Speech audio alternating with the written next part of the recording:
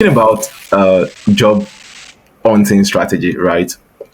I think it starts first of all with mapping, right? That you are talking about. That is the first step, right? Identifying the skills, the competency that you currently possess against the one that you have to build yourself to possess. So after you have done that, right, it now comes to the stage that you have to correctly position yourself or correctly present yourself.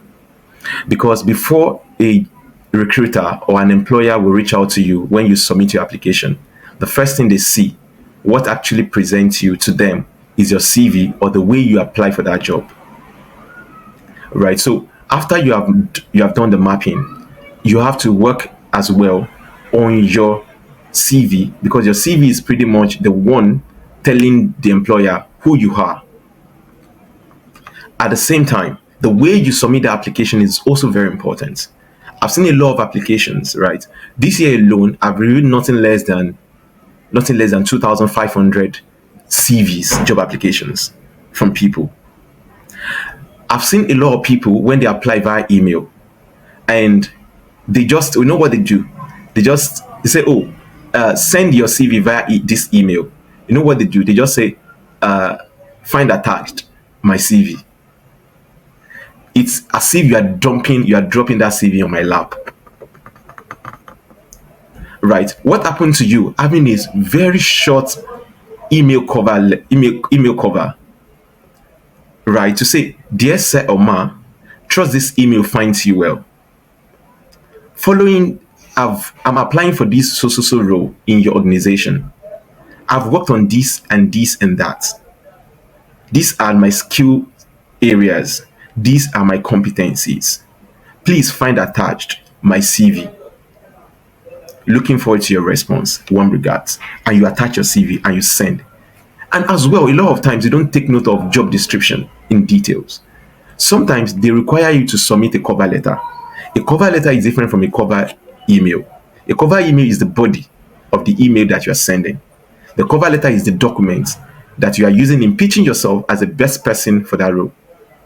So when you attach, you take careful, and sometimes maybe another webinar we are going to be speaking to how you can align your CV, right, for different roles. This has become very simple, right?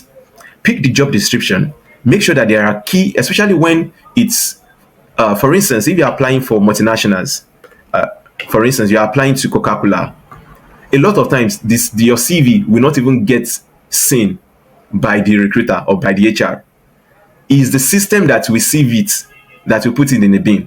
Because when a job description is being posted or a job role is being posted, there are keywords. There are certain skills that are being mentioned in that job description that must be in your CV for the applicant tracking system to read it. So when it's not on your CV by default, your CV is not that they are not even giving you feedback. Your CV is not even passing where you submitted it. Right? So now when your CV is now being noticed, right? Maybe you can't say, right, because you are not at the other end.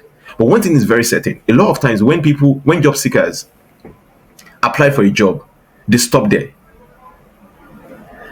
Unless a job has a deadline of application, after the deadline, a maximum of a week, you can send an email to that recruiter and say, and kindly request for your status as per your application. This is going to do two things. And in that email, you are also still reiterating why you are the best person or why you want to work, why your career goal align with the organization. So when you send that, it's going to, out of numerous applicants, it's going to put you on the radar. At the same time, if they are moved on with other applicants, they can tell you so that you can move on to the next. So you won't keep waiting. So a lot of times,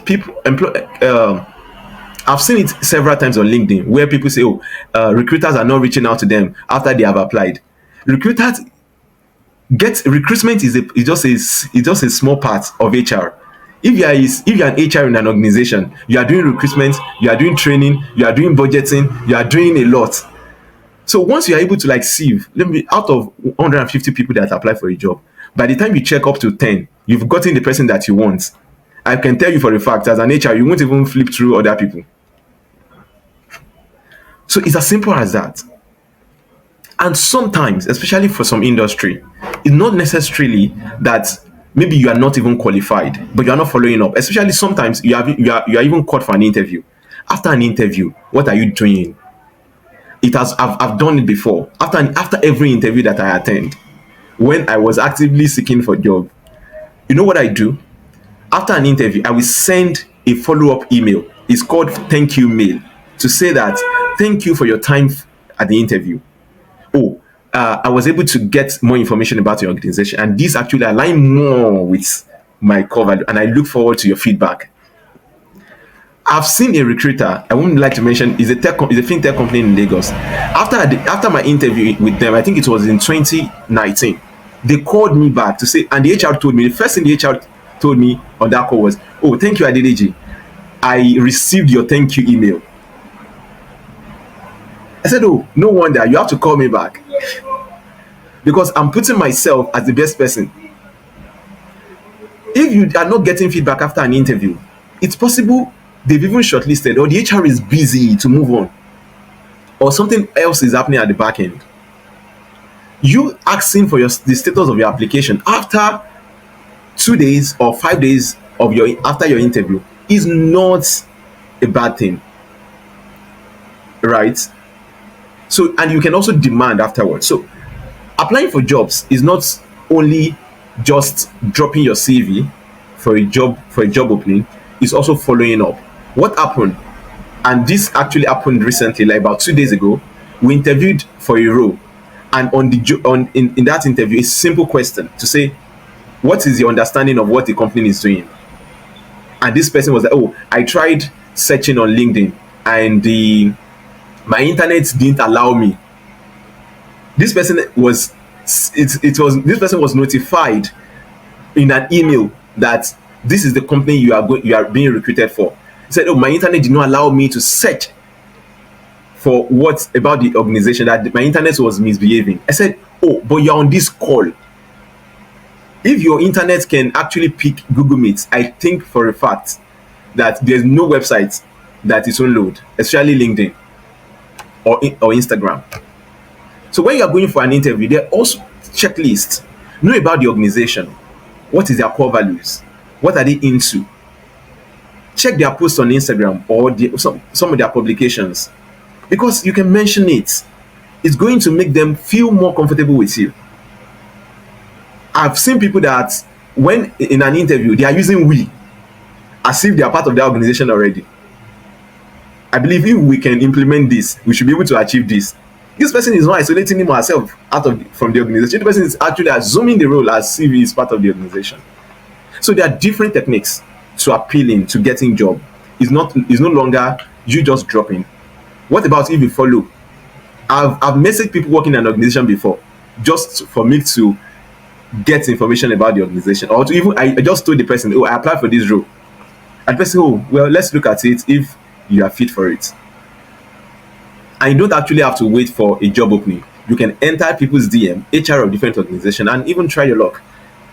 That is what is called cold email for LinkedIn and cold emails for organizations. Pitch yourself. The world is waiting for you, and you don't have to keep yourself in the cold room. Thank you so much.